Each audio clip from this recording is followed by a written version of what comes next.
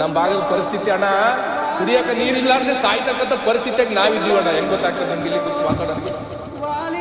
ಇವತ್ತು ನಮ್ಮ ಭಾಗದಾಗ ಅಧ್ಯಕ್ಷರೇ ತಮ್ಮ ವಿಚಾರಗಳನ್ನು ಓದ್ತಕ್ಕಂಥ ಕೊಪ್ಪಳ ಅಜ್ಜ ಕಣ್ಣೀರಿಟ್ಟಿದ್ದಾರೆ ಅಧ್ಯಕ್ಷರೇ.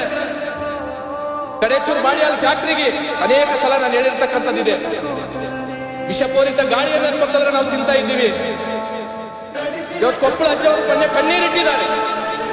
ಇಂಥ ಫ್ಯಾಕ್ಟ್ರಿಗಳು ಬಂದ್ರೆ ಅಂತಂದ್ರೆ ನಮ್ಮ ಭಾಗದ ಜನ ತೊಟ್ಲಕ್ಕೆ ಹೋಗೋರು ಕಡಿಮೆ ಆಗ್ತಾರ, ಸ್ಮಶಾನಕ್ಕೆ ಹೋಗೋರು ಜಾಸ್ತಿ ಆಗ್ತಾರ ಅಂತ ತಿಳ್ಕೊಳ್ಳಿ. ಇಂಥ ಫ್ಯಾಕ್ಟ್ರಿಗಳನ್ನ ನಮಗ್ ಕೊಡ್ತೀವಿ ಉತ್ತರ ಕರ್ನಾಟಕ, ಕಲ್ಯಾಣ ಕರ್ನಾಟಕ